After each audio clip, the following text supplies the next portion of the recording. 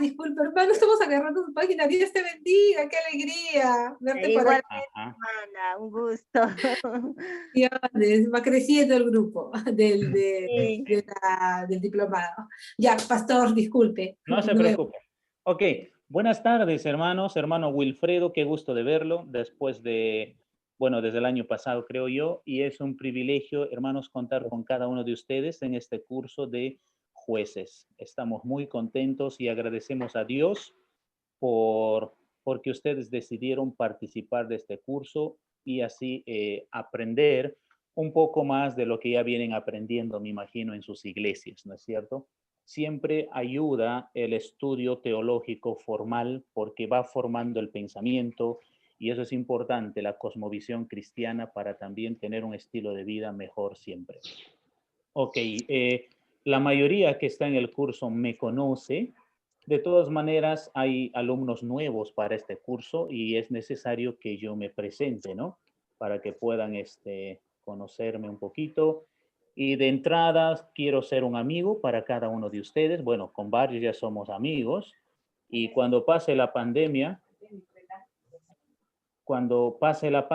ya esperamos tomarnos un cafecito por ahí o un cevichito o algo tenemos que hacer, ¿no? Buenas Gracias. noches. Hola, Javier, hermano Javier. Mi ¿Qué tal, nombre es pastor? David Aranda, hermanos, bienvenidos. Mi nombre es David Aranda. Estamos enseñando por este medio la palabra de Dios, tratando de ajustarnos siempre en lo posible, porque no es un aspecto fácil, a la correcta hermenéutica, es decir, buscando en lo posible interpretar tal como dice el texto, y no que intencionalmente queramos hacer una interpretación equivocada, sino que estamos frente a un libro, por ejemplo, hoy estudiar el libro de Jueces, ¿no? Estamos frente a un libro muy antiguo para nosotros, con una cultura diferente, con personajes diferentes, con un idioma diferente, y esas son barreras muchas veces para la comprensión adecuada. Pero el mismo Espíritu Santo que guió a ellos allá en su cultura a escribir, a componer la palabra de Dios, la ventaja y lo bueno es que es el mismo Espíritu Santo hoy guiándonos a nosotros para la comprensión. Disculpe, pastor, buenas tardes. Buenas Disculpe, tardes, hermano Olguita, buenas tardes.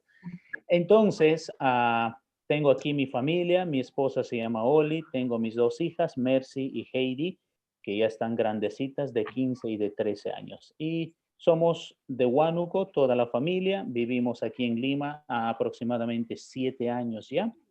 En el mundo teológico tengo bastante tiempo en el estudio y enseñando, ¿no? Enseñando. Hemos tenido el privilegio por parte del Señor de estudiar en CETECA, Guatemala, la maestría en Biblia. Y esa es la preparación que tuvimos para poder compartir con ustedes aquí en el Perú y aquí en Lima, ¿no es cierto? Ok, somos miembros de la Iglesia Evangélica Peruana y trabajamos con ellos y con todas las iglesias que nos abren las puertas. Entonces, ya hace años que nuestro ministerio es así, con diferentes iglesias, no solo con una denominación, sino con varias denominaciones, con varias iglesias. Y bueno, hasta que Dios diga, seguimos aquí con proyectos de poder seguir estudiando, pero esperamos que Dios pueda abrir las puertas para esos estudios también, porque buscamos algo mejor siempre, ¿no? Superar el nivel. Ok, hermanos, eso sería para que puedan conocernos un poco más. No sé si alguien más quisiera saber algo. El tiempo es oro. Me escribe al WhatsApp con toda confianza. No se preocupe. Si usted dice, mira, pastor, usted me da un poco de desconfianza. Quisiera saber esto, ¿no? Entonces me escribe ahí y dice, yo le puedo explicar, le puedo contar y podemos hacernos amigos así. Ok, vamos a orar y explico cómo vamos a desarrollar este curso, ¿de acuerdo? Y una vez más, bienvenidos. Oremos. Señor Todopoderoso, muchísimas gracias. Sobre todo tú, que buscaste revelarte a través de la historia bajo un pueblo, la historia de Israel, bajo la nación de Israel, para que todo el mundo y en todos los tiempos fueras conocido. Señor, gracias porque nosotros hoy tenemos el privilegio de tener tu palabra en 66 libros revelados completamente, más aún la revelación en nuestro Señor Jesucristo. Y sabemos bien que tenemos a tu Espíritu en nuestras vidas para guiarnos a la verdad, para iluminar nuestra mente y corazón para entender tu palabra. Te alabamos por eso.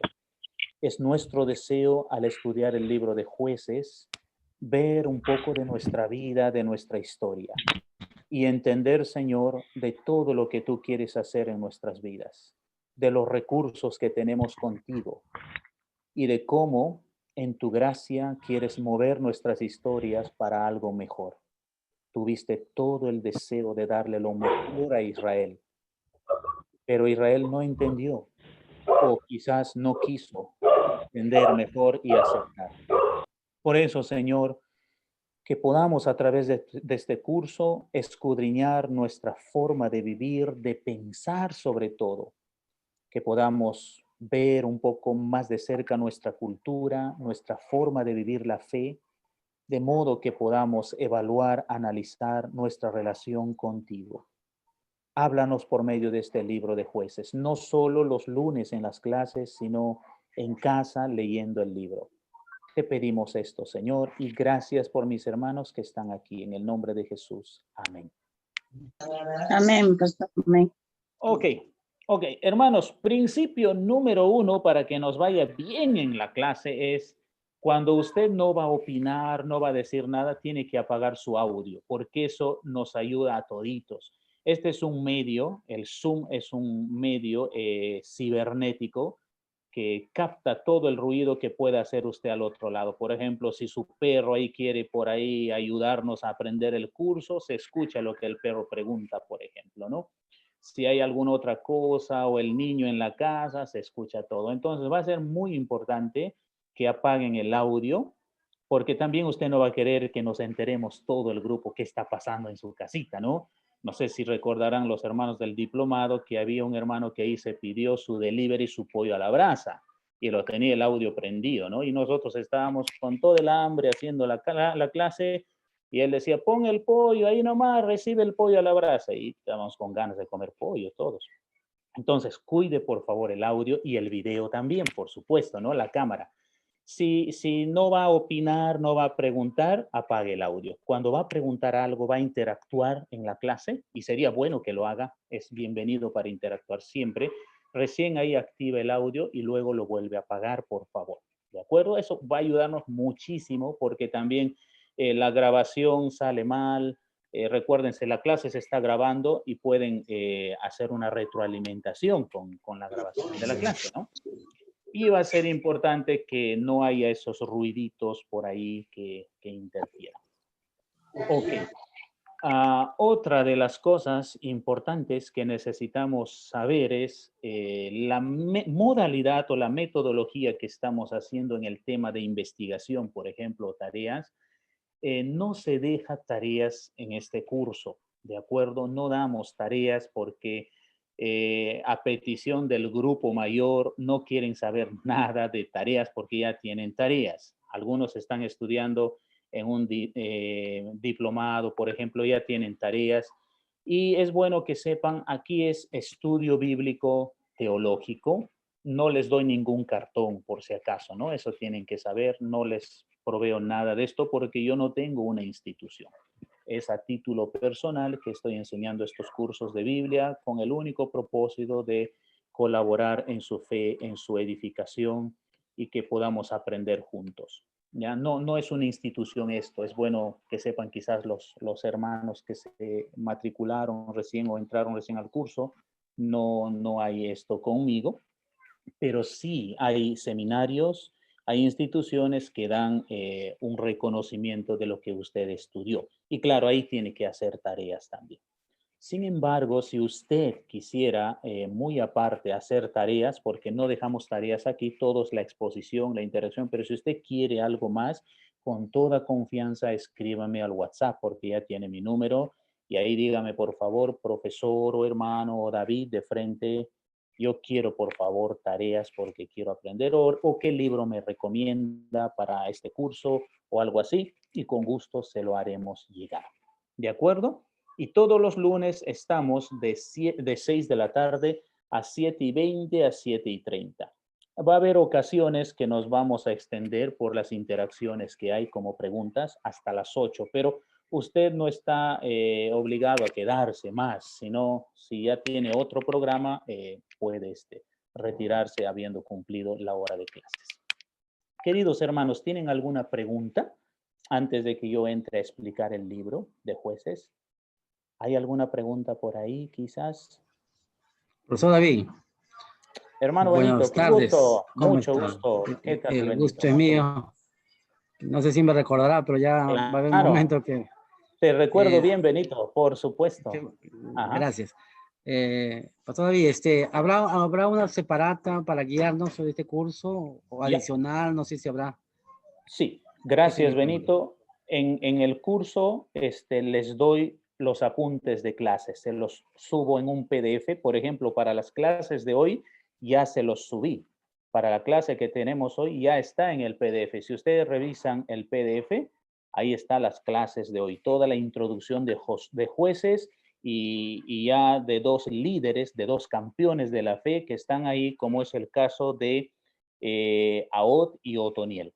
¿Ya? Eso es por un lado. Por otro lado, les subo los PPTs también y la grabación. De mí, Benito, van a recibir 3 cosas. Los apuntes de clase, que es el material de la clase, o la carpeta, o no, lo que ustedes pueden leer un poco más en casa.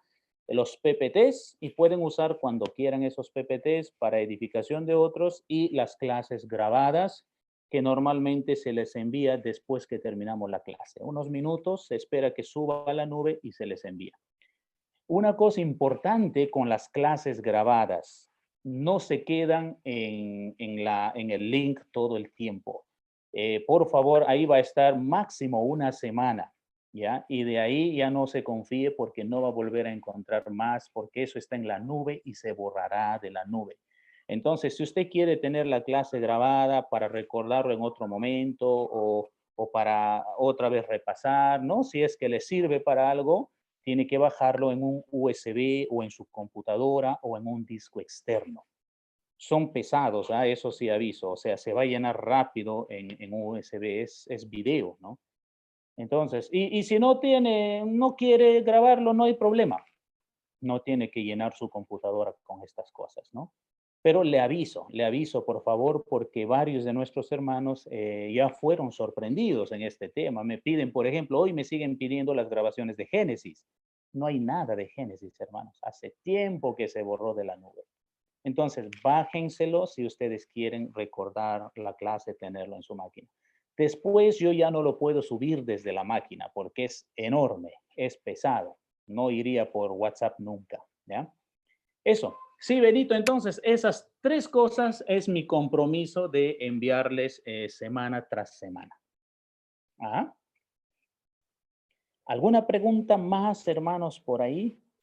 ¿Alguna inquietud? ¿Algún interrogante? Disculpe, buenas noches, profesor. Mi Hola. nombre es Jovel. Soy nuevo recién, Hola. hace un momento le acabo de llamar. Ok, Jovel, mucho gusto. Ajá. Sí, Jovel Breña. Disculpe, profesor, una consulta, como recién estoy empezando y no sé, de verdad, ¿por dónde está subiendo por sí es el PDF de la introducción de jueces? ¿Por dónde más o menos están comunicando? Sí, hermano, como hace un momentito me llamaste, todavía no te añadí al grupo. Te voy a añadir al grupo y ahí hay un WhatsApp que es del grupo de jueces. Ahí lo vas a ver, te va a llegar. Entonces, ese grupo, ese WhatsApp, siempre vas a estar revisando porque ahí es donde va toda la información del curso. ¿Ya? Amén, profesor. Todavía no te añadí porque ya entramos a la clase y me ganó el tiempo, pero terminando Sí. te añado. Sí, gracias, mami, gracias. Ya. Ok. Listo, hermanos. ¿Alguna pregunta más por ahí? Quizás pueda haber todavía, o si no. Ok, creo que ya no hay, ¿no es cierto? Muy bien. Ok, de una vez entonces nos vamos al libro de Jueces. Es importante que ustedes tengan ahí en casita la Biblia en la mano, porque acostumbro a hacerles mirar. Miren, hay que mirar aquí, hay que ir allá. Ese es mi estilo, porque quiero que usted mismo pueda ver en la Biblia lo que estoy diciendo, ¿ya? Entonces, su Biblia, y aparte, aunque yo les estoy enviando este material explicado, de todas maneras, a veces en la clase se dice algo que no está en el material y necesita siempre algo para apuntar, por favor, ¿ya? Ok, hermanos, nos vamos de una vez al libro de Jueces. Entonces, ahí ustedes pueden buscar en su Biblia el libro de Jueces, por favor. ¿Ya? Nos vamos por ahí y yo les voy subiendo aquí en lo que es el PPT.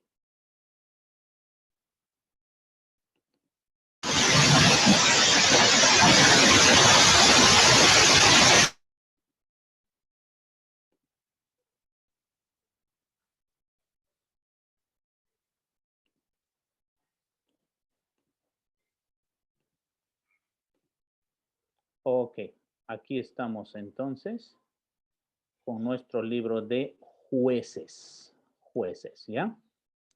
Y en sus Biblias, a ver, tenemos el Pentateuco con los 5 libros, Génesis, Éxodo, Levítico, Números y Deuteronomio. Después tenemos a Josué y recién viene Jueces, ¿ya? Si quizás por ahí alguien está buscando por el Nuevo Testamento, no va a encontrar nunca, ¿ya? Tiene que ir casi al principio, por favor, el séptimo libro de nuestro Antiguo Testamento. El libro de los Jueces. Ok, eso hay que tener por favor abierto porque tengo que mencionar varias cosas como un aspecto introductorio que tenemos ahí, hermanos. Muy bien. Permítame mostrarle a través de algunas lecturas para ubicarnos dentro de la historia dónde estamos o dónde encaja este libro. Usted recordará, aunque quizás no haya llevado un curso organizado, ordenado, como es el Pentateuco, quizás nunca llevó Pentateuco, ¿no es cierto? Y vale la pena que yo mencione algo, por lo menos, qué es el Pentateuco. Y llamamos Pentateuco a los 5 primeros libros de la Biblia, es decir, Génesis, Éxodo, Levítico, Números y Deuteronomio.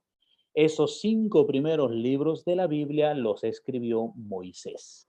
Moisés es el autor.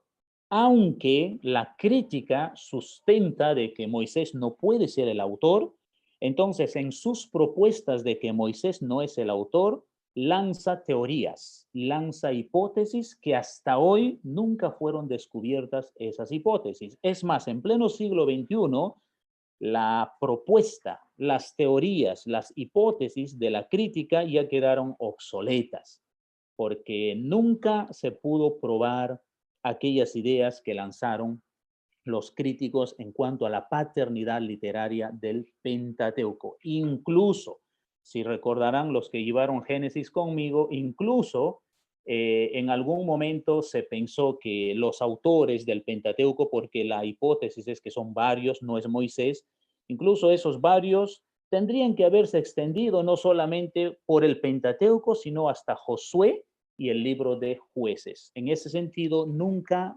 hubo un Pentateuco, sino incluso se habla pasando por Jueces hasta el libro que viene de un Eneateuco. Imagínense, ¿no? Julius Wellhausen propuso, por ejemplo, la idea, y fue solamente otra vez un supuesto, fue solamente una hipótesis que nunca él mismo lo pudo probar, y su propuesta hoy quedó pues de manera obsoleta. Pero Wellhausen decía que hay un hexateuco, no un pentateuco. Con el libro de Josué él contaba un hexateuco. Solo para informarnos esa parte. Esa parte no la creemos porque no se puede demostrar ni sustentar, son hipótesis. Y volvemos a lo fundamental de la fe, que el autor, quien escribió los 5 primeros libros de la Biblia, es Moisés. Entonces, usted me imagino que de alguna manera se topó con este nombre, ¿no es cierto? Con Moisés. Vio quizás la novela de Moisés también, o quizás vio películas de Moisés. Así que de una u otra manera, sí uno está relacionado con Moisés en algo. Moisés dirigió a una comunidad grande. El Señor le llamó y le usó para dirigir a esta comunidad hacia la tierra prometida, porque eran esclavos en Egipto y el Señor decidió liberarlos de esa esclavitud para darles libertad y calidad de vida allá en Canaán. Entonces Moisés se consideró o se constituyó en el caudillo o en el líder que guió al pueblo hacia la tierra prometida. Y bueno, usamos siempre este término de pueblo porque la Biblia también usa el término pueblo, pero en sí no era un simple pueblo. Estamos hablando de una nación de 2 millones o quizás más, 2,5 millones podría ser de personas que salieron de Egipto al desierto y se fueron a Canaán. El libro de Josué, donde ya no está Moisés, porque Moisés murió en las llanuras de Moab, y quedamos con en el libro de Deuteronomio, entra el libro de Josué, y con el libro de Josué nosotros ya estamos en Canaán, hermanos. Ya se llegó a la tierra prometida, a Canaán, ¿de acuerdo? Pero es importante que sepamos que esa generación que entró a Canaán no eran los mismos que salieron de Egipto. Entonces, permítame, usted tiene ahí su Biblia y puede anotar este dato que es fundamental. Acompáñeme hasta Números capítulo 26. Números capítulo 26. Y si tiene un lapicero o un marcador ahí, hágalo de una vez, por favor. Le voy a decir en qué verso para que pueda tenerlo esto de manera clara. Números capítulo 26, versículos 1 al 4, resumen y nos dicen que ahora se entra a otra generación de israelitas. Verso 26, aconteció después de la mortandad que Jehová habló a Moisés y a Eleazar, hijo del sacerdote Aarón, diciendo, toma el censo. Entonces, todos los israelitas que salieron con Moisés de Egipto terminaron hasta el capítulo 25 de Números, ¿de acuerdo? Cuando entramos a Números 26, entra el segundo censo dentro del libro de Números, y entonces hablamos de otros israelitas, los hijos de aquellos que se murieron por su incredulidad en el desierto, y de los cuales solamente pues estaban Josué y Caleb, porque ellos serían los únicos que sí entrarían a la tierra prometida, pero de ahí nadie, incluso Moisés, tampoco él irá a la tierra prometida. Entonces, tenga en claro Números 26, 1 al 4, ahí empieza la segunda generación. Entonces, cuando volvemos nosotros a Josué, ¿quiénes heredan la tierra prometida? ¿Quiénes entran con Josué a la conquista? Y es bueno que tengamos en cuenta que Josué tiene el propósito de conquistar. Dios llama a Josué. Es bueno que sepamos eso cuando en algún momento queremos predicar Josué o leer Josué y entender de qué se trata el libro. El libro habla de Josué, quien fue llamado por Dios para conquistar Canaán. Por supuesto, junto a todos los israelitas. Entonces, note, el libro de Josué explica las conquistas. Es el libro de las conquistas. Josué era un conquistador, un hombre de guerra, un hombre de batalla. Eso era Josué. También hacía cosas como Moisés, sí, hacía varias cosas como Moisés, pero más que eso, por ejemplo, la diferencia enorme, Moisés no estaba peleando, Moisés no iba a una guerra a pelear. Él oraba, un hombre de oración, así podemos verlo. Josué no, Josué es hombre de guerra, está llamado para eso. Él derrama sangre, por ejemplo, ¿no? Mata mucha gente en Canaán porque Dios le ha autorizado para eso y le ha dado la cobertura y la capacidad para eso. Entonces, Josué va con la segunda generación. Ahora déjeme llevarle a Jueces capítulo 2. Sigue ahí conmigo con su Biblia, vaya hasta Jueces capítulo 2, por favor. Jueces 2, ¿ya? Versículo 10. Exactamente en Jueces 2:10, usted notará que entra otra generación de israelitas, una tercera. Dice, y toda aquella generación también fue reunida a sus padres, murieron en otras palabras. Y se levantó después de ellos otra generación que no conocía a Jehová ni la obra que él había hecho por Israel. Esta entonces sería la tercera generación, si contamos como la primera, los que salieron con Moisés de la esclavitud de Egipto, el Éxodo. Me dejo entender, hermanos, vuelvo a repetir. La primera generación, los que salieron de Egipto con Moisés. La segunda generación, los que entraron a la tierra prometida con Josué. La tercera generación, ya no hay un líder propiamente como Moisés o Josué, sino aquí entrarán en esta escena o en esta historia, aparecerán en el escenario varios líderes a los que llamamos jueces.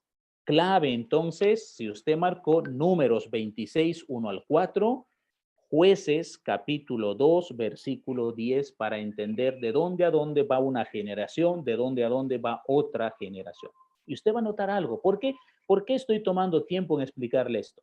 Porque entonces, cuando entramos al libro de Jueces, es bueno ubicarnos en el contexto que no son los israelitas que estuvieron en Egipto, tampoco son los israelitas que estuvieron en el desierto, ¿ya? Ellos son otros, como dice aquí, que no conocían, no tenían en cuenta a Dios, ni lo que Él había hecho por Israel.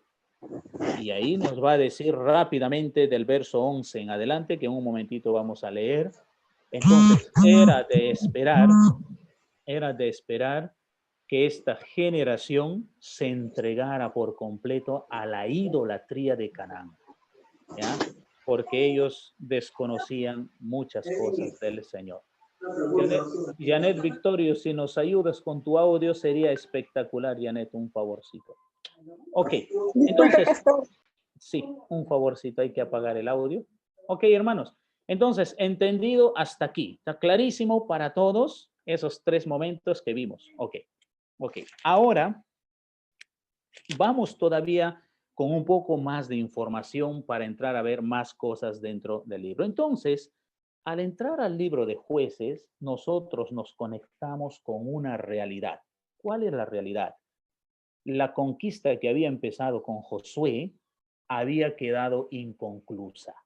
Con Josué conquistaron gran parte de Canaán. Eso fue la voluntad de Dios, pero no terminaron la conquista con Josué. Y Josué murió con 110 años, ¿ya? Y no es que él haya sido irresponsable o no haya querido servir a Dios, no, él puso de su parte, pero no se lograron las conquistas porque esta generación que acompañaba a Josué y después en Jueces eran más difíciles que los primeros que tuvimos en el desierto. Por ejemplo, Jueces capítulo 1, versículo 2. Permítanme mostrarles, yo voy con la versión internacional, es parecido, versión internacional. Una El preguntita, Señor por respondió. favor. Sí, hermano Abel, adelante. Sí. La población que salió de Egipto era 2 millones, 2 millones y medio.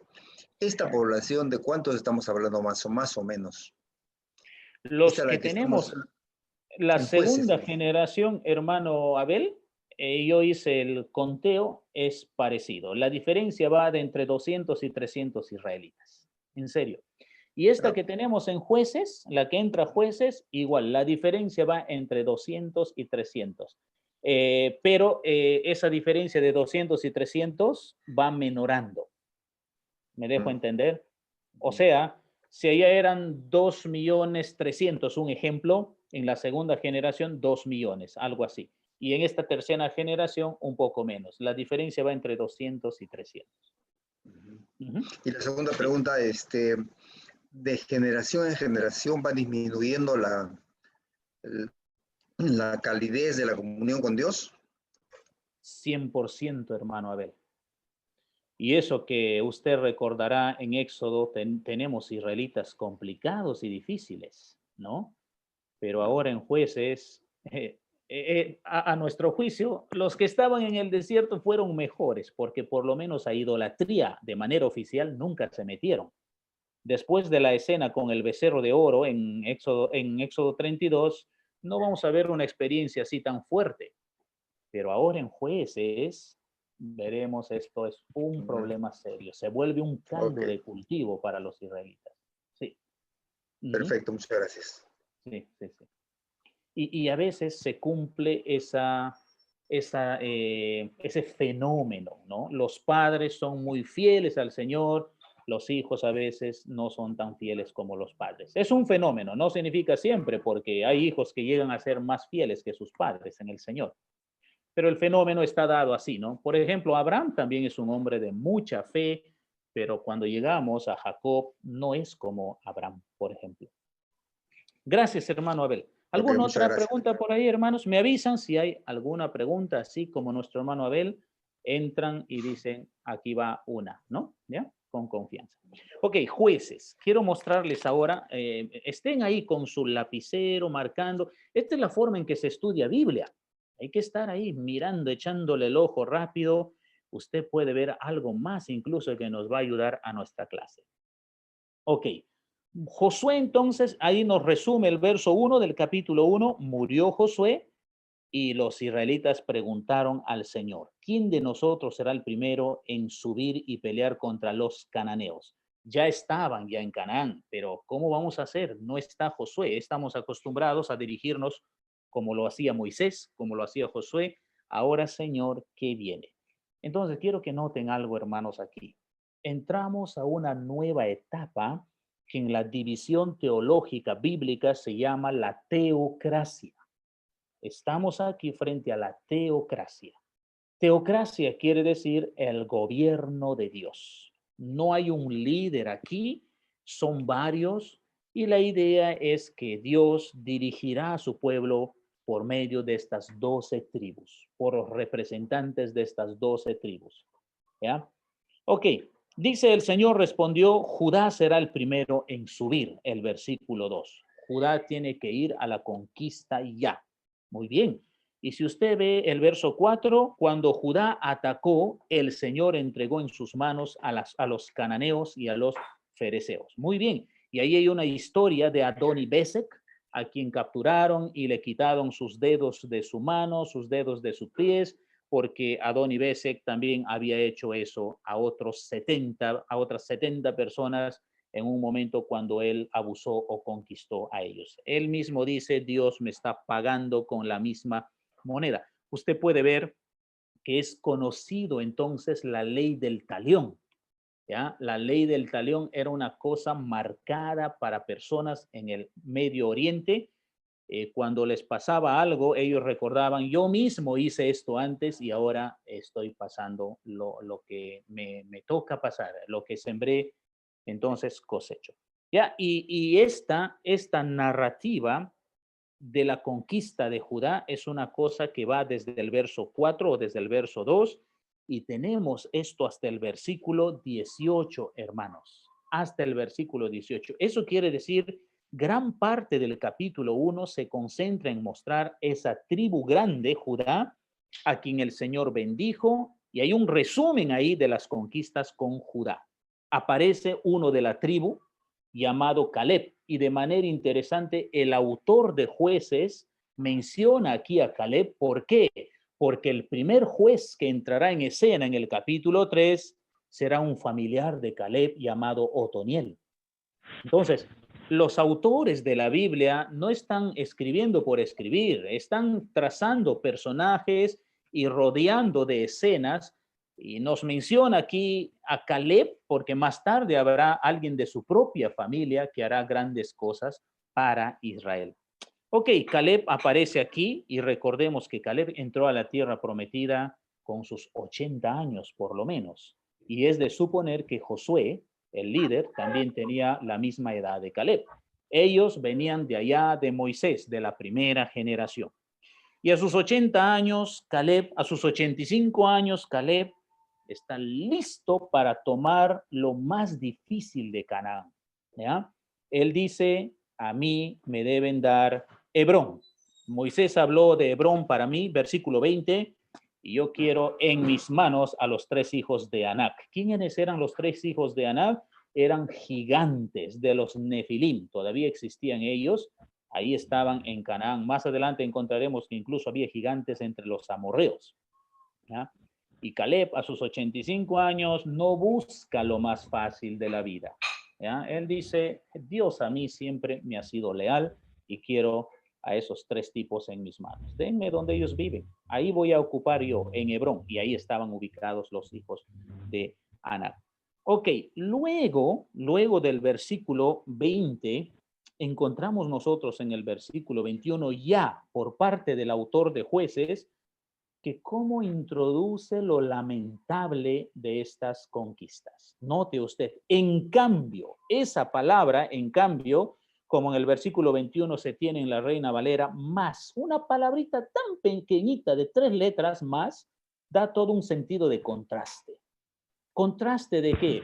Con Judá ha ido bonito, Judá conquistó, Judá triunfó, el Señor estuvo con Judá, pero nos dice, con Benjamín no fue así. En cambio, los de la tribu de Benjamín no lograron expulsar a los jebuseos.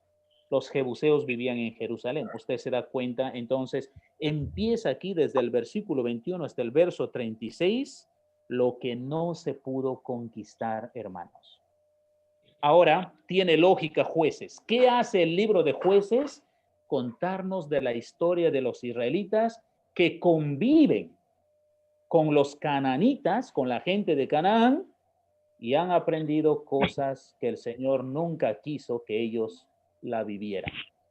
Han adoptado culturas de Canaán que el Señor nunca quiso que las adoptaran. Y empieza una serie de problemas que Jueces reúne para decirnos un círculo vicioso que se repite todo el tiempo en estas personas judías que no obedecieron al Señor, que se apartaron de Él, y por lo tanto el Señor pues los probó o los entregó a la opresión. De eso habla, hermanos, el libro de Jueces. Así que es Pastor. clave. Sí, hermano Jacinto. Sí, pastor, una pregunta. Adelante. Había hombres gigantes en aquellos tiempos. Entonces, ¿cómo aparecieron esos gigantes, pastor? Y más o menos, ¿qué medida tenían esos gigantes aproximadamente? Bueno, en Génesis capítulo 6, no estoy diciendo que esa sea la única respuesta que hay, pero en cuanto a nuestra Biblia, en la información bíblica o con la que contamos, Génesis capítulo 6 explica de dónde vienen los gigantes. Pero puede haber más explicaciones, no necesariamente la única explicación, pero por lo menos en Biblia eso es lo que tenemos, hermano Jacinto, de la relación de hijos de Dios que podrían haber sido seres espirituales con mujeres, ¿ya? Siempre pues las mujeres hacen derretir el corazón de los varones, ¿no es cierto? Y parece que no solamente hicieron derretir el corazón de los varones, sino también de seres espirituales en Génesis 6. Hermanas, no se sientan mal, con todo el respeto estoy diciendo esto para ponerle un poco de sabor a nuestra reunión, pero mujeres son una cosa maravillosa en el mundo que es Anita, que movió mucho ahí en Génesis 6. Y dice ahí los nefilim, para hablar de los gigantes, es un verbo hebreo que quiere decir los caídos, los que cayeron, quiere decir. Y tiene relación cuando Jesucristo, por ejemplo, dice, yo vi a Satanás caer del cielo como un rayo. La idea de caer. El verbo hebreo es nefal, caer, caídos, nefilim. Hermano Jacinto, y de ahí encontramos que se dispersaron por diferentes lugares de la tierra, existían gigantes por varios lugares. Las medidas solo podemos quizás calcular con la medida de Goliat. Pasaba los 2 metros, aproximadamente 2 metros 40, 2 metros 45. La medida de Goliat, por ejemplo, ¿no?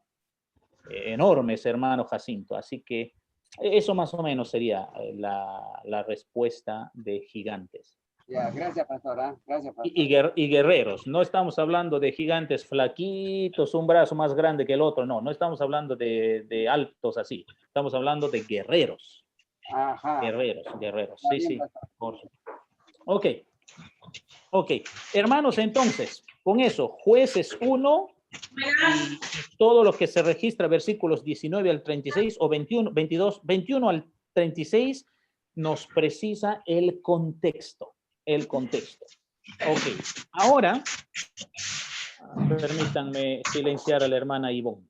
No se olviden, cuando ustedes entran, apaguen su audio, porque si no, les va a sacar todo, les va a delatar el alma. Tengan cuidado, no vaya por ahí, no nos vayamos a enterar de algo. Capítulo 2 de Jueces, el autor lo que hace es decirnos esto, escúchenme. Ok, Israel ahora está fracasando prácticamente en Canaán. ¿De acuerdo? Israel no ha obedecido al Señor y se ha apartado de él. Y bien clarísimo fue la pauta y la instrucción que dio Moisés: no se aparten de él, jamás. Jamás. Dios ha hecho un pacto con nosotros. Ese es un pacto eterno para sus descendientes. No se aparten, obedezcan y todo va a ir diferente. Pero ellos desobedecieron, se apartaron. Inmediatamente nos cuenta otra vez, noten, porque antes de Jueces se habla del ángel de Jehová y en el capítulo 2 vuelve a mencionarse del ángel del Señor. ¿Ya? Y hemos visto eso en otras historias del Pentateuco, que el ángel del Señor es una teofanía para mostrarnos que sería Jesucristo mismo. Dice aquí claramente, es un poco triste lo que voy a leer, tengo que leerlo. Me apena porque habla aquí y dice: yo los saqué a ustedes de Egipto y los hice entrar en la tierra que juré darles a sus antepasados. Dije: nunca quebrantaré mi pacto con ustedes. Ustedes, por su parte, no harán ningún pacto con la gente de esta tierra, sino que derribarán sus altares, pero me han desobedecido. ¿Por qué han actuado así? Pues quiero que sepan que no expulsaré de la presencia de ustedes a esa gente. Ellos les harán la vida imposible y sus dioses les serán una trampa. Cuando el ángel del Señor les habló así a todos los israelitas, el pueblo lloró a gritos. Por eso llamaron a aquel lugar Boquín y ahí ofrecieron sacrificios al Señor. Y luego lo que vamos a tener del versículo 6 hasta el versículo 23 es el resumen de esa tercera generación apóstata, perdida, que ha tirado los mandamientos de Dios al basurero, ha quebrantado el pacto, no le ha importado más, y esa es la realidad que anuncia los primeros versículos del capítulo 2.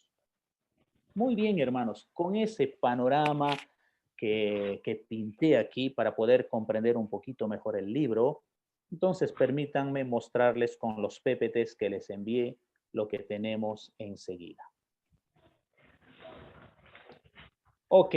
Canaán, entonces, es el nuevo escenario de Israel.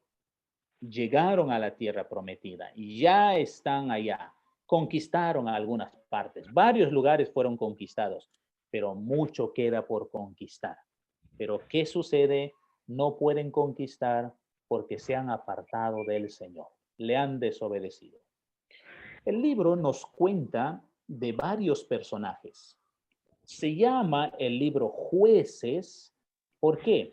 Porque se tiene dentro del libro personajes que actúan como jueces. Ahora, no estamos hablando de jueces al estilo occidental o como nosotros sabemos quién es un juez, ¿no es cierto? No estamos hablando en ese concepto de jueces. Aquí se llama jueces a representantes, a personas llamadas por Dios para gobernar a Israel por un determinado tiempo, para acompañarlos frente a la dinámica de problemáticas que tenían. Por supuesto, también fungen como una autoridad que toma decisiones frente a conflictos, como una especie de juez, y sobre todo el concepto que le da la Biblia a un juez aquí es un salvador o libertador. Si ustedes están anotando, eso hay que anotar: libertador o salvador. Entonces, estas personas que entran aquí son salvadores o fueron liberadores de la nación de Israel frente a todo el conflicto de opresión que se les vendrá encima por parte de otros pueblos o naciones. Por ejemplo, tenemos lo primero, un ratito, permítanme mutearlos mejor ya, hermanos, porque algunos no la hacen, siguen con su audio prendiendo. Ok, gracias. Y ya. Ok, la opresión mesopotámica, por ahí empieza primerito. 8 años de opresión puede registrarse en el capítulo 3, versículo 8. Otoniel entra en escena frente a esta problemática de opresión mesopotámica. Otoniel, liberación y tranquilidad por 40 años. Es decir, fueron oprimidos 8 años. El Señor llama a Otoniel. Otoniel entra como el liberador, salvador de su pueblo y logra darles tranquilidad 40 años o por 40 años. Capítulo 3, versículo 11. Luego llega la opresión de Moab. Si usted ve, era primero Mesopotamia, ahora es Moab, otro lugar, otra nación. Y Moab presiona a Israel a pagar tributos, por ejemplo. Ahí está la opresión por 18 años. Y entra en escena un zurdo llamado Ahod, quien liberará a su pueblo por espacio de 80 años. Por 80 años tendrán liberación y tranquilidad. Otra vez Israel pecará contra el Señor y el Señor enviará para que los opriman. Aquí encontramos la opresión cananea en Javín, 20 años de opresión, y aquí el Señor levantará a Débora y Barak para dar tranquilidad por 40 años. Y así va esta dinámica en todo el libro de Jueces.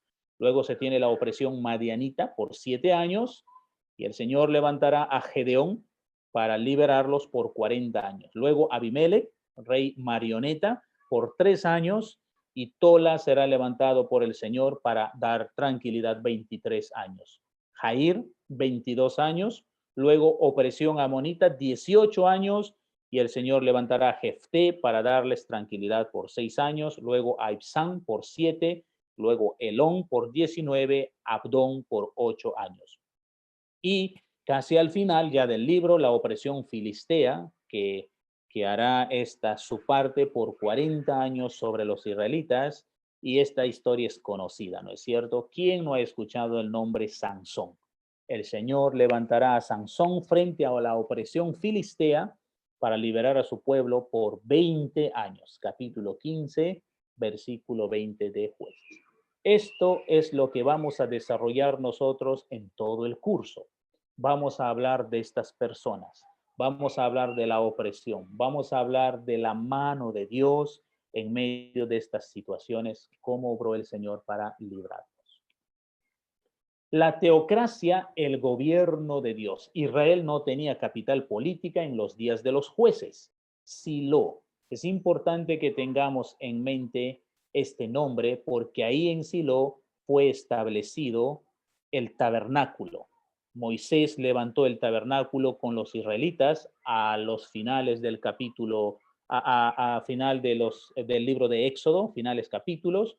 El Señor levantó el tabernáculo de reunión, los acompañó todo ese tiempo. Aquí en Jueces sigue el tabernáculo, está ubicado en este lugar Silo. Ahí fue establecido en todo caso el centro religioso en los días de Josué. Tenemos Josué 18:1 que registra esto. Y continuó así en los días de Elí. Cuando usted entra a Primera de Samuel, por ejemplo, encontrará que el arca estaba en Silo, el tabernáculo estaba en Silo y Elí estaba oficiando ahí como sumo sacerdote. Puesto que Israel no tenía rey, y lo dicen ahí los capítulos 17, 18, 19 y 21, Israel no tenía rey. Las demás naciones sí tenían rey, Israel no. Entonces no existía plaza central donde un juez pudiera oficiar. Aquellos jueces intervenían en lugares de liderazgo según la situación local o nacional pudiese demandar.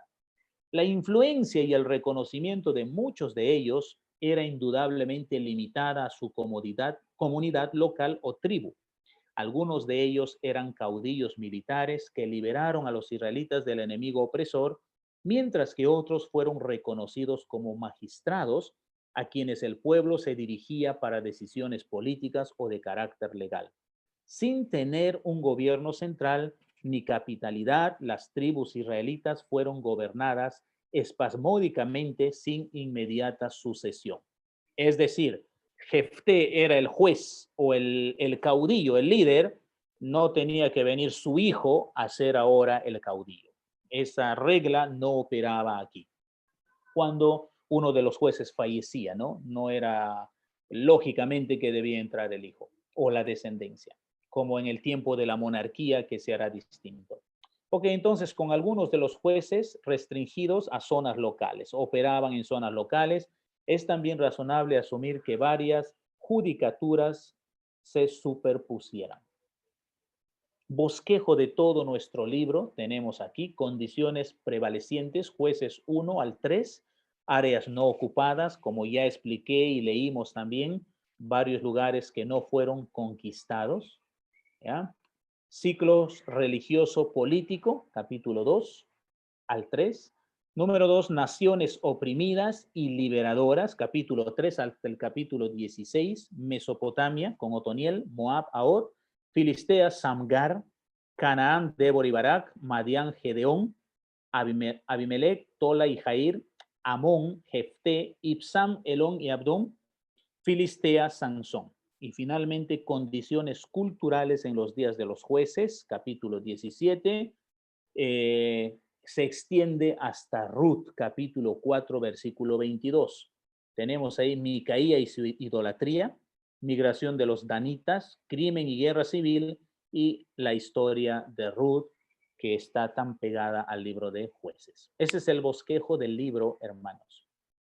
Una anotación que debemos tener en mente mientras estudiamos este libro es la pauta que pone el autor del libro de Jueces.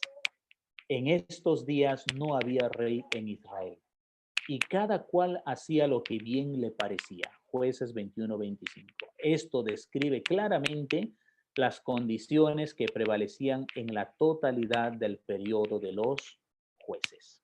Note entonces usted que esta será la frase que resume la realidad, el contexto de los israelitas, de aquella generación de israelitas que está narrando sus vidas acerca de ellos el libro de Jueces, ¿no? No había rey y eso significa mucho. Quizás en nuestro contexto podríamos decir, mejor si no hay presidente, ¿no? A veces podríamos pensar así porque estamos hastiados de tanta corrupción, ¿no es cierto? Algo así podríamos pensar, pero ahí era un poco diferente.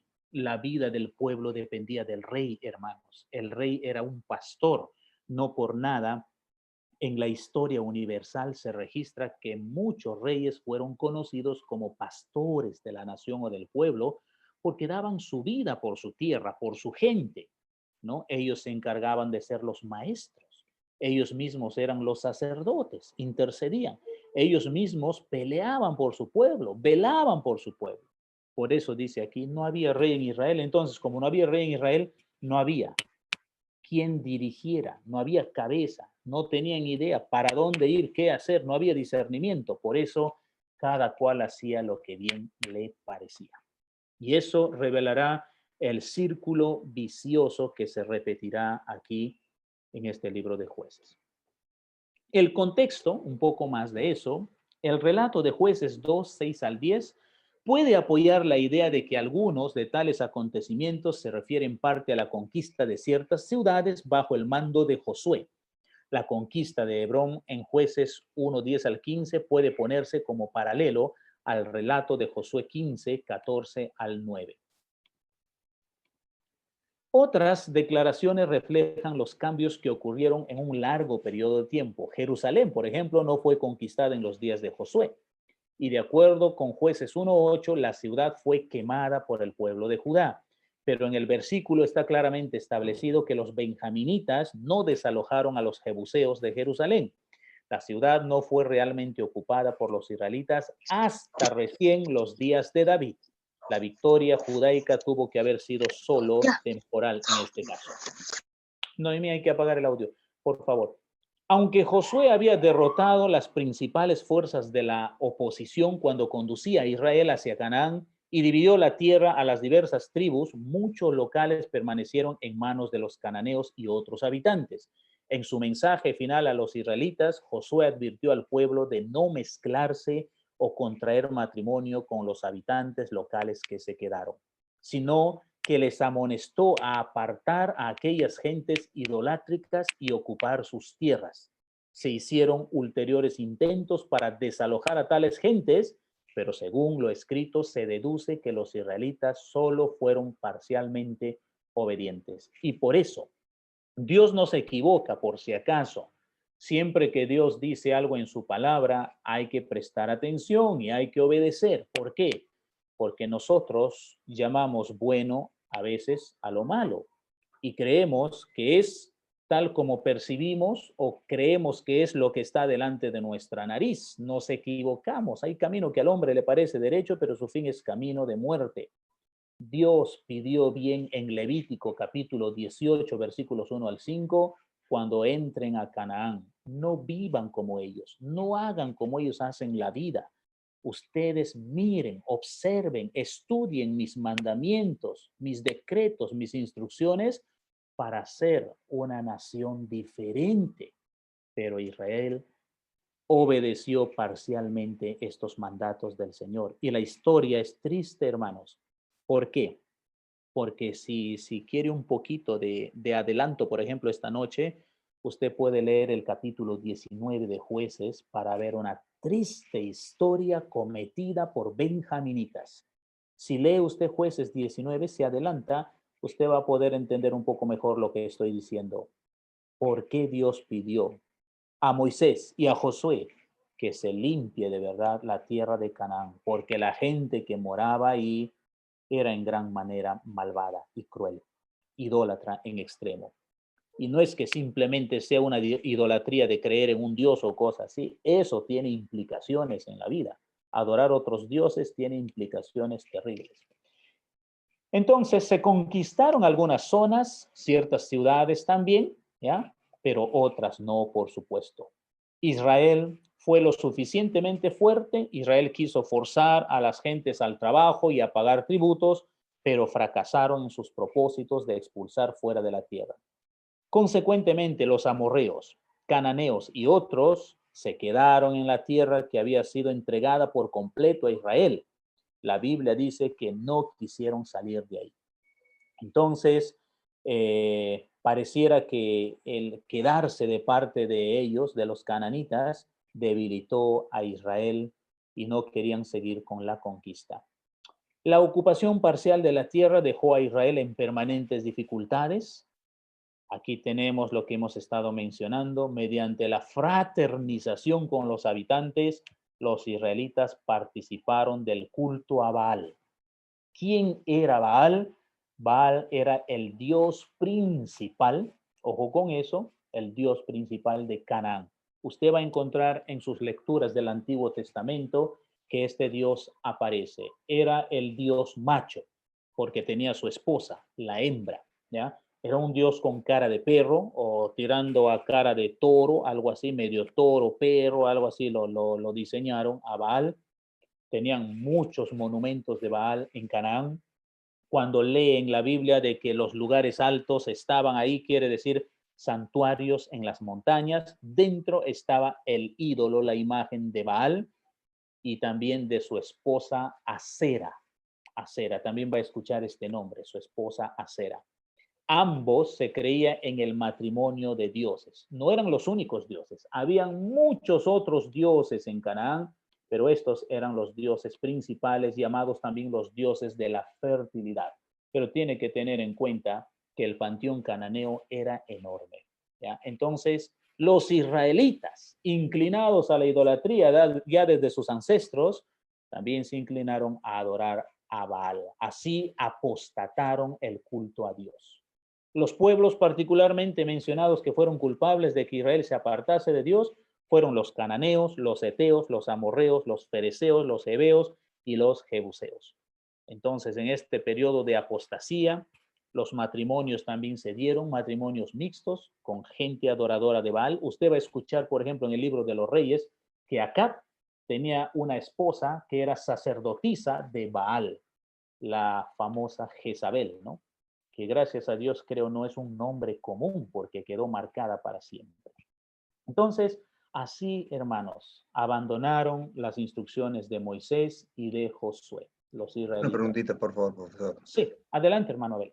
Usted acaba de decir que Israel se tendía a la adoración de acuerdo a sus ancestros. Y yo he estado pensando siempre que los ancestros de Israel son Abraham, Jacob, Isaac. ¿Cuáles son esos ancestros idólatras de Israel? Ajá. Dije a sus ancestros y ahí mencioné inclinados a la idolatría. Me refiero a los padres que tenía. Ajá. Se recordará Éxodo 32, por ejemplo. Sí, claro, claro. Toda esa generación, ¿no? De cómo adoraron al becerro de oro. Ellos eran los abuelos, ¿no? De estos Israelitas. Y tiene razón. ¿Cómo es que heredaron esa inclinación en lugar de haber heredado la fe de Abraham? ¿No? Porque eran pues hijos de Abraham, ¿no es cierto? Pero lamentablemente la fe de Abraham, el monoteísmo de Abraham, no les hacía nada a ellos. Y había un problema ahí serio, ¿no? De inclinación a ese mal. ¿Y cómo se transmitía las leyes? Todavía no estaba el Torá. ¿Por qué medio se transmitía? Yo ¿Oral creo, nada más? hermano, sí, oral, pero yo creo que aquí ya se tiene los escritos de Moisés en el libro de Jueces, hermano Abel, porque si no iríamos por esa dirección, entonces aceptaríamos que los escritos de Moisés todavía fueron tardíos, demasiado tardíos, que invitaría a dar razón a la crítica de que entonces Moisés no los escribió. Yo creo que aquí ya se tenían los escritos originales de Moisés, ¿no? No quizás bonitos en una forma codificada, sino rollo por rollo, así como los escribió en el desierto, en el peregrinaje. Aparte de eso, la tradición oral, una cosa fuerte que usted mencionó, eso estaría presente todo el tiempo. Sí, sí, sí. Y el tabernáculo estaba con ellos. ¿Cómo así buscar a Baal en lugar de buscar a Yahvé en el tabernáculo, en Silo? ¿No? Sí, sí. Esa es la idolatría. El Señor tenía razón, hermano Abel. Él quería que eliminen todo lo que él dijo que eliminen, porque no tenían que eliminar todo de Canaán, solo los lugares que el Señor marcó. No era todo absolutamente, sino Dios marcó lugares, de qué lugares deben eliminar tal cosa, de qué lugares deben dejar solo mujeres con vida, de qué lugares debe ser todo, incluso la pulga, todo tiene que acabar ahí, porque Dios sabía que los contaminaría. La cultura es una cosa fuerte. Noten que unos 20 años atrás o 10 años atrás nomás, el tema de la homosexualidad, el travestismo, todo eso era escándalo. Era escándalo. Hoy día va dejando de ser escándalo. Se va haciendo parte de la cultura. ¿En serio? Pastor. Se va haciendo parte de la cultura. Sí. Y pastor, en este tiempo de los jueces, ¿el tabernáculo existía o...? Sí, estaba en Silo. Estaba ahí el tabernáculo. Sí, sí, por supuesto. Ya. Sí, sí. Los levitas estaban al frente de este ministerio. Ajá. Bien, pastor. Bien, pastor. Para las conquistas, los levitas cumplían un papel fundamental para ir a la conquista, porque tenían que llevar delante de ellos el arca del pacto antes de pelear, antes de conquistar. Interesante, iban levitas delante, iban levitas detrás, vanguardia y retaguardia. En el medio iban todas las demás tribus para luchar, los soldados. Habían levitas adelante, levitas atrás, no para pelear. El levita no iba a sacar la espada y matar a alguien. Eso lo iba a hacer otro israelita. Los levitas cumplían el papel espiritual delante y detrás de la nación en plena guerra. Esa era la forma en que Dios diseñó para ellos, así conquistarán. Es interesante, ¿no? Porque conquistaron Jericó, Josué nos cuenta, cantando, dando la vuelta por los muros, alrededor de los muros 7 veces, por ejemplo. Cada día salían y daban la vuelta y los de Jericó se burlaban. ¿Qué creen estos que así van a ganar una batalla? ¿De dónde han aprendido a pelear de esa manera? Ya era para demostrar el poder de Dios.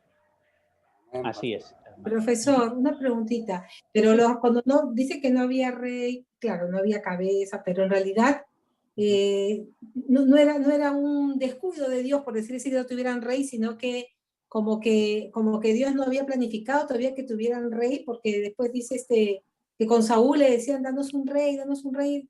Se levantó Saúl, pero era porque ellos pedían un rey. O sea que Dios los podía dirigir bien sin rey terrenal, me refiero, ¿no? No es cierto, si ellos hubieran sujetado a Dios. Hace una excelente pregunta que pienso que en algún momento la información llegó equivocada. Hermana María, la voluntad de Dios era que ellos tuvieran rey. Y lo voy a demostrar esa tesis. En Deuteronomio capítulo 17, sí, ahí está que Dios sí quiso que ellos tuvieran rey y dio las pautas para el rey. Deuteronomio capítulo 17, están las pautas explícitas, ni siquiera se necesita explicar mal, versículos 14 hasta el 20, no merece mayor explicación, todo lo que tenía que hacer el rey. Esto me ampara a mí para decir la voluntad de Dios era que Israel tuviera rey en su momento indicado. ¿De acuerdo? Ahí están las pautas. Lo que Dios no quería es que Israel tenga rey en el estilo, en la forma de las demás culturas. Que tuviera rey, sí, pero con las pautas que Dios mismo le entregó a Moisés, no como los demás reyes. Ahí marcamos la diferencia entonces, hermana María. ¿De acuerdo? Ahora, cuando ellos le piden a Samuel rey, hay que darnos cuenta, la situación está quebrada. ¿Saben por qué? Y Samuel es un juez, ¿eh? Samuel es un juez también, es un profeta, es un juez. Samuel, yo no sé qué pasó ahí, porque todos nosotros admiramos a Samuel, ¿no es cierto? Es un hombre de Dios. Samuel fue la voz viviente de Dios. Hablaba Samuel y todos sabían que había hablado Dios. Incluso lo conocían como el vidente, el que tenía visiones. Pero dice que él tenía en el cargo, en el sacerdocio, a sus dos hijos que coimeaban, dice el texto, que eran corruptos. Creo que sus hijos son Joel, es el uno, y el otro no sé si es Abiú o no recuerdo bien el nombre. Y mi pregunta es, Samuel, si tú sabes que tus hijos son corruptos, ¿por qué los tienes ahí? Hace rato se tenía que sacarlos del puesto, porque los ancianos de Israel se acercaron, dice la narrativa, a Samuel y le dijeron, has envejecido y tus hijos no son como tú. Entonces, no queremos que ellos nos gobiernen. Y no porque se habían peleado con los hijos, sino simplemente porque señalaron, ellos son corruptos. Por eso no queremos. Samuel, date cuenta, tus hijos no son como tú. Y se repite el fenómeno que yo mencioné, lo mismo de la familia de Elí. Elí era el sumo sacerdote y sus dos hijos, Ofni y Finés, ¿no es cierto?, se acostaban con las israelitas en la puerta del tabernáculo sin tener temor alguno al Señor. Tenemos aquí inmorales y tenemos a los hijos de Samuel corruptos. En pleno culto, hermanos, en pleno sistema de adoración, el tabernáculo. Entonces los israelitas, yo creo, reaccionaron bien hasta ahí. No queremos más a tus hijos, Samuel. Y siempre me pregunto cuando estoy leyendo la Biblia, Samuel, ¿qué pasó aquí? ¿Por qué no quitaste a tus hijos del cargo? Está esa dosis que todos los seres humanos tenemos, hermanos. Entonces, ¿qué dijo el Señor? No, el pueblo reaccionó y aquí sí mete la pata el pueblo, hermana María, porque el pueblo no oró al Señor. No se acercaron para decir, Dios, ¿qué vamos a hacer? No queremos que esos dos corruptos nos gobiernen, ayúdanos, haz algo. En lugar de hacer eso, ellos clavaron a Samuel diciendo, danos un rey como las demás naciones. Eso es lo que queremos. Ahí sí está el problema del pueblo. Interesantemente dice, Samuel lloraba, ¿no? Lloraba. ¿Y qué le dice el Señor? Samuel, escucha al pueblo, dales lo que piden. Disculpe, Sí. profesor, Deuteronomio, aquí está, disculpe, Deuteronomio, ¿qué dijo? 17, 14, hasta el final del capítulo 17. Gracias. Hermana María, ¿está bien o confundí más con mi respuesta? Clarísimo. Sí, no, muy claro, gracias. Ok. Bien, hermanos. Pastor David. Okay. Sí. Buenas noches, Pastor David. El libro Hola, de los jueces fue una época corrupta en todo caso, ¿no? Y violenta. Sí, por todo lo que... Sí, Janet, es un libro que comparte un círculo vicioso de pecado. Pecado, opresión, arrepentimiento, liberación, otra vez pecado. Por eso dije en la oración al principio del curso de esta noche que sirva para evaluar nuestras vidas. El círculo vicioso de pecado es algo que a la larga, no a veces en el presente todavía no se hace sentir, pero en los años a la larga trae la ruina más grande. Incluso, permítanme que use esta palabra, puede noquear al creyente para no levantarlo más tarde. Hay que prestarle atención a los círculos viciosos del presente, porque toma cola, toma sentido en los años. De eso habla Jueces y Anet, de esa triste realidad en la que habían caído los israelitas. Sí. Gracias, pastor. Y nos ayuda Jueces para evaluar por qué el Señor insistía en el desierto con ellos. ¿Se recuerdan? Obedezcan. Van a ir allá. Dios sabía. Ellos no sabían, pues nunca habían ido a Canaán. Prepárense aquí. Escúchenme aquí. Estoy como el mejor amigo de ustedes. He bajado a vivir con ustedes en el tabernáculo. Préstenme atención. Pero no quisieron y ahora en Jueces están experimentando pues precisamente el no haber obedecido, prestado atención al Señor. Hermanos, así es entonces, ¿no? Estas historias son para edificarnos también. Y así vemos ese círculo vicioso, hay arrepentimiento, esto venía, ¿no? Como un paso. Es maravilloso ver el libro de Jueces donde Dios es misericordioso con su pueblo.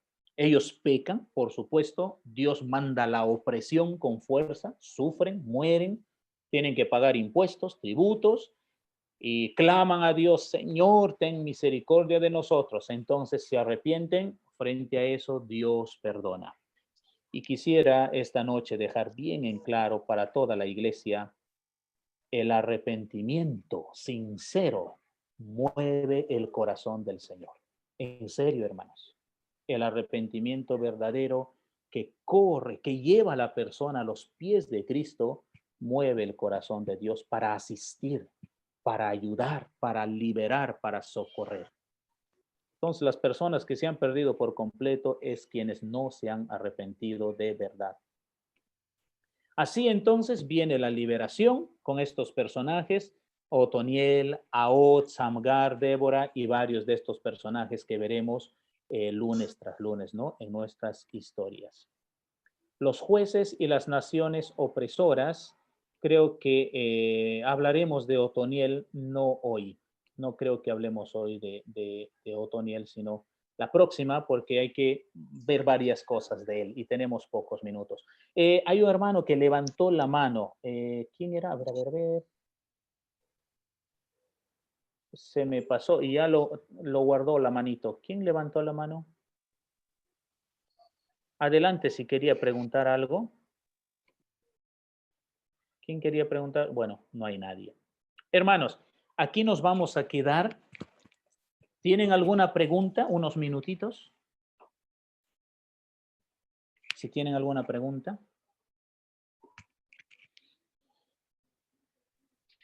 Profesor, Claudia. entonces los sacerdotes hubiesen sido los líderes si hubiesen actuado o en el temor de Dios o un poco más con autoridad, ¿no? Sí. Si es que no hubiesen esos jueces, no sé.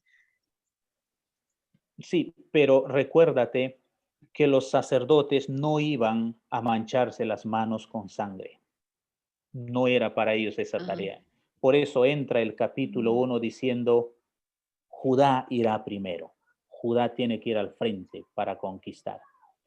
Y los levitas están en todas las conquistas. Es su tarea desarrollar la parte espiritual, porque incluso vamos a encontrar en el libro de Josué que ellos tenían que motivar, que animar fuertemente a los israelitas que iban a luchar, a la guerra. Eso se precisa ahí porque para eso habían sido llamados. Pero en el libro de los jueces, incluso esa tarea no están cumpliendo. No están haciendo. Entonces ya podemos ver los indicios primarios de lo que se desarrollará después en el tiempo de los reyes, cuando los mismos sacerdotes están metidos en corrupción porque solo aprueban lo que el rey dice y no están para contrariar al rey o para obedecer al Señor, nada de esto.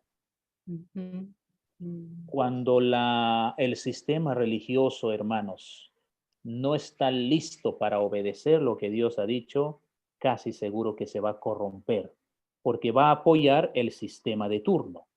Ese sistema religioso va a salir de sus propósitos para el cual fue llamado y va a hacer lo que mejor le conviene, según sus intereses. Sí.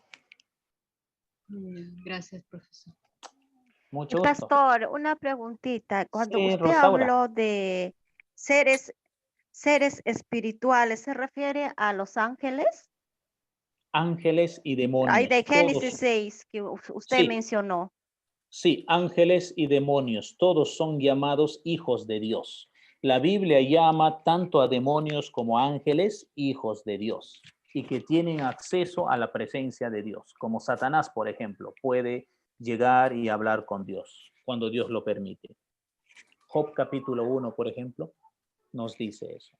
Pero hay una cosa que no consigo entender. Nos dice que los ángeles son asexuales, que no pueden tener relaciones sexuales. ¿Y cómo es que pudieron engendrar hijos? No entiendo esa parte.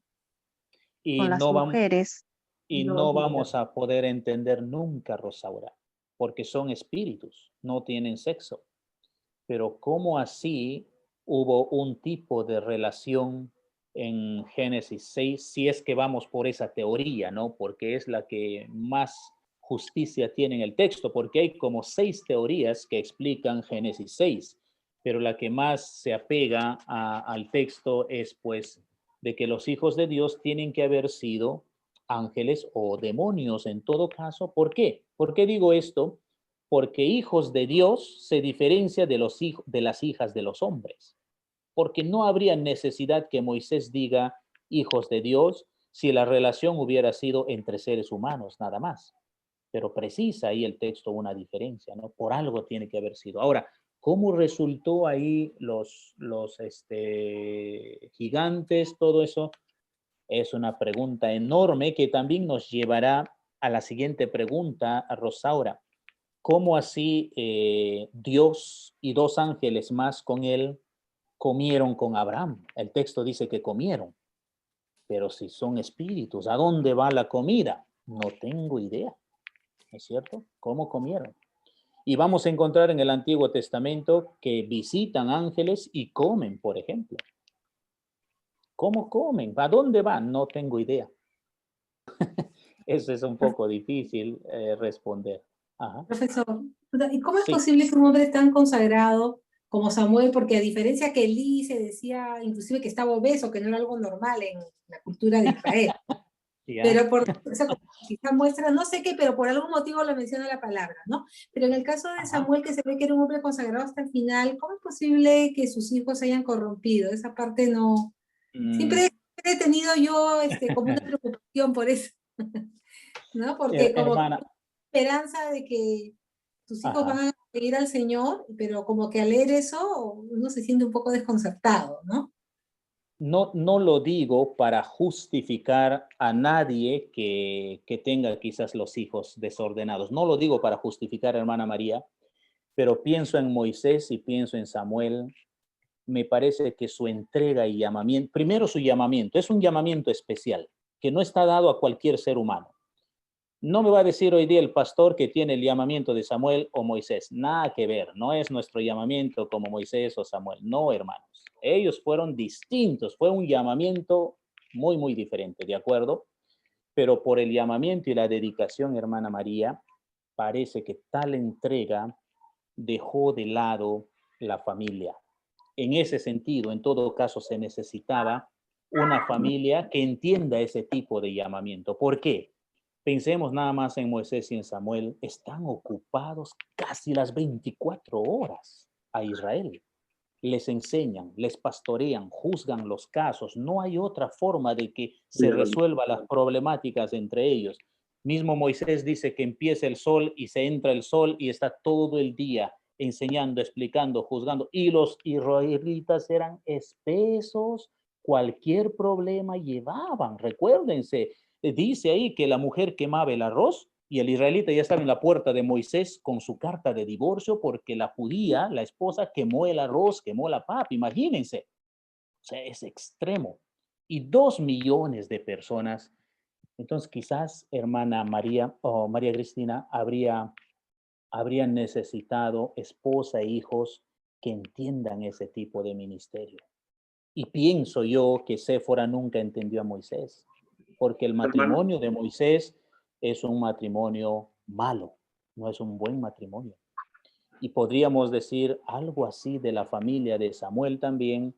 No hubo quien esté ahí con esos hijos. Ahora, tampoco sabemos si esos hijos se corrompieron ahí, en el puesto.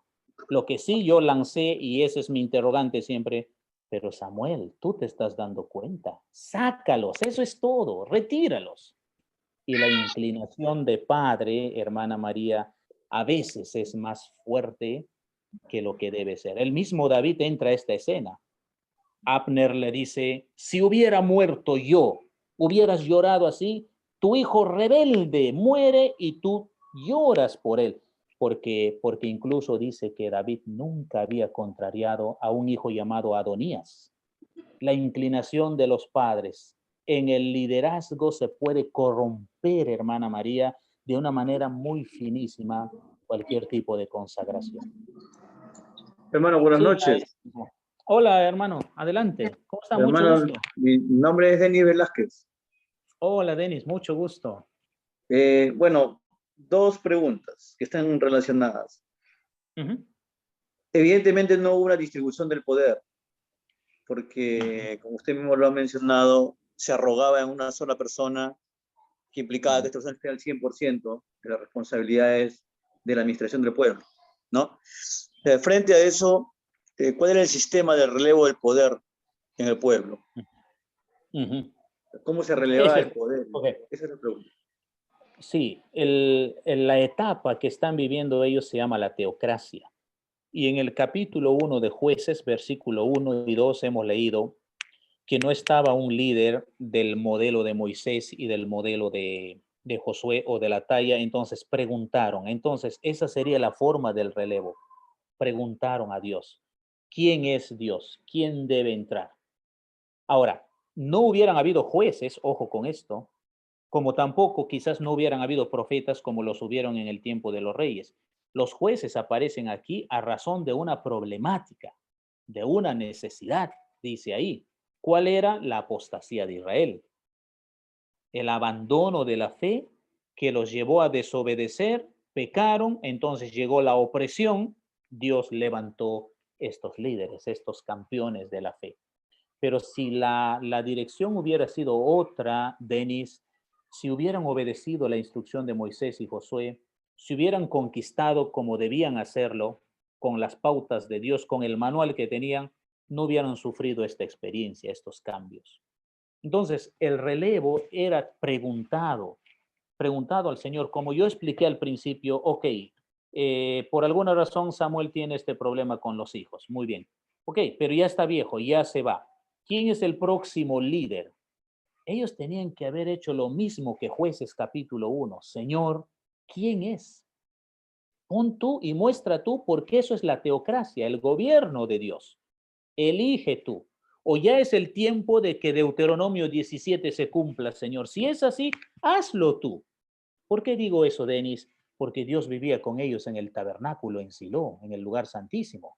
Ellos tenían ahí para ir con los levitas, sacerdotes y decir, esta es la necesidad, oremos a Dios. Pero en lugar de hacer eso, entran a la desesperación y piden a su manera los cambios. La presencia de un juez tras otro juez ahí no es como Samuel.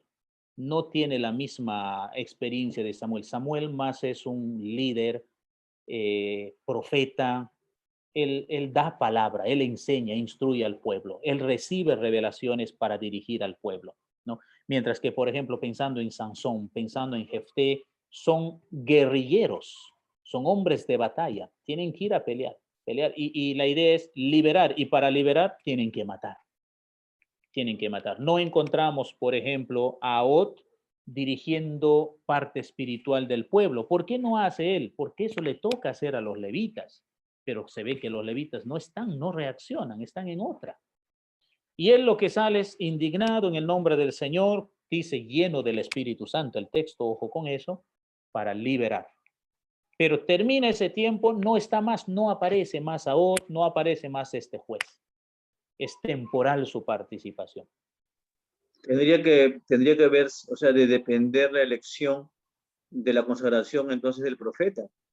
Siempre. Porque si es que el profeta no estaba consagrado, definitivamente que la elección no era la propicia. Sí. Y por eso es que desencadenó en la crisis de valores que usted no comenta. Y recordemos, uniendo esto, Denis, con lo que hacía la hermana María Cristina, está el lado humano, se nota el lado humano. Samuel es el gran hombre de Dios, pero es humano. Cuando va a la casa de Isaí, el Señor le dice, de ahí me ungirás a uno para rey. Se recuerda, ¿no? Cuando ella rechazó a Saúl. Pero ¿qué hace Samuel? Por poco se equivoca. ¿Y por qué? ¿Por qué el gran profeta que recibe revelación se va a equivocar? Queda demostrado a través de la Biblia que el ser humano tiene dosis de error. Siempre. No puede ser perfecto. Porque dice, se levantó con el aceite listo para ungir, no sé si era, se me fue el nombre del hijo mayor de Isaí. ¿Por qué se confundió con él? Porque era de la talla de Saúl. Era altazo, hombre de guerra, tremendo. Y Samuel se dejó llevar por lo que estaba delante de sus narices, porque Dios le dice, cuidado, Samuel. Yo no miro lo que mira el hombre mira lo que está, en hebreo se llama así, pegado a su nariz, delante de su nariz, eso mira el hombre y por eso se confunde. Yo miro el corazón y tú, Samuel, no estás mirando el corazón. Hermano Denis, el discernimiento en el liderazgo será una cosa clave siempre. Y reconocer que como seres humanos en el liderazgo tenemos dosis de error. Por eso hay que acudir siempre a otros. ¿Me estaré equivocando? Quiero compartirte estas ideas. ¿Me estaré equivocando? Porque si Samuel se equivocó, ¿cuánto más nosotros, hermanos? De estar prestos, ¿no? Para recibir el consejo de otros. Muy bien, hermanos. Gracias David, por sus preguntas. una Sí. última pregunta, si me permite, por favor. Sí, hermano Benito, adelante. No quiero irme con esta intriga. Mira, bajo el contexto que estamos viviendo sobre esta enfermedad, virus, mucha gente piensa que Dios ha mandado, que Dios está castigando. En lo personal no creo eso, ¿no? Con respecto a lo que usted menciona, la sinopsis cronológica, yo veo que mucha opresión no se ve en el libro de Jueces. Bastante opresión sobre el pueblo, ¿no? Entonces, ¿por qué? O sea, ¿por qué? Acláreme esto. ¿Por qué Dios, cuál fue la intención de Dios, ¿no? O Dios, ¿qué quería enseñarlo? O de repente necesitaba la obediencia del hombre para que Dios no permita que sea oprimido. ¿Por qué tanta opresión, no? Que vemos en este libro Jueces. Excelente observación en la sinopsis cronológica. Y yo quisiera responder con el capítulo 2, versículo 3 y 4. Por tanto, yo también digo, no los echaré de delante de vosotros, sino que serán azotes para vuestros costados y sus dioses os serán tropezadero. Versículo 4. Cuando el ángel de Jehová habló estas palabras a todos los hijos de Israel, el pueblo alzó su voz y lloró. ¿Qué quiere decir esto, hermano Benito? La opresión fue provocada por Dios y usted no se equivoca cuando dice Dios mismo provocó la opresión. Sí, pero ¿por qué? ¿Por qué lo hizo? Versos anteriores, verso 2. Verso 1 dice, yo los saqué a ustedes de Egipto. Está hablando el ángel de Jehová. Verso 2, capítulo 2, verso 2. Dije, nunca quebrantaré mi pacto con ustedes. Ustedes, versículo 2, ustedes por su parte no harán ningún pacto con la gente de esta tierra, sino que derribarán sus altares. Eso les dije, pero me han desobedecido. ¿Por qué han actuado así? Y ahí viene. Entonces, ¿por qué teológicamente llegó la opresión a los israelitas? Y lo dice Jueces, por el pecado y la apostasía de este pueblo. Y no es la única vez, hermano Benito, porque Israel se volvió idólatra y apóstata en el tiempo de los reyes, vino el castigo del exilio. En otras palabras, siempre que la desobediencia, la apostasía, el abandono de la fe, la idolatría entran en escena, llegará el juicio de Dios, llegará el castigo de Dios. Pero debemos recordar algo más que nos dice Jueces. Al lado del castigo entra la gracia, la misericordia, cuando ellos claman, cuando ellos piden perdón. O sea, no hay que mirar a un Dios que disfruta el castigarlos con opresión, con maltrato aquí. Él advirtió, eso no quiero para ustedes, Deuteronomio capítulo 30. Yo no quiero nada de eso. Pero si ustedes, Éxodo capítulo 19, si ustedes no me obedecen porque los estoy haciendo a ustedes privilegiados de toda la tierra, son mi especial tesoro, reino de sacerdotes y una nación santa. Eso no he hecho a todas las naciones, solo ustedes son de entre toda la tierra. Pero si ustedes no obedecen este pacto, estos acuerdos, yo mismo traeré las plagas de Egipto sobre ustedes. Entonces es castigo, hermano Benito. Ahora, en el transcurrir de la vida, en el desarrollo lógico de las cosas, esto tiene sentido común. Porque solos se ganarán frente a la debilidad que los demás pueblos pues quieran atacarlos. Queridos hermanos, sé que quizás hay varias preguntas más, pero yo tengo una clase que recuperar y me he pasado ya 8 minutos. Permítanme terminar aquí. Muchísimas gracias por su tiempo, por su participación. Nos estamos encontrando el próximo lunes, ¿de acuerdo? Y terminamos Éxodo, con los que están llevando Éxodo, terminamos Éxodo este miércoles. Ok, hermanos, muchísimas gracias. Gracias, que le bendiga. Bendiciones. Gracias, pastor, bendiciones. Bendiciones. Gracias, pastor, que le bendiga. Bendiciones, hermanos.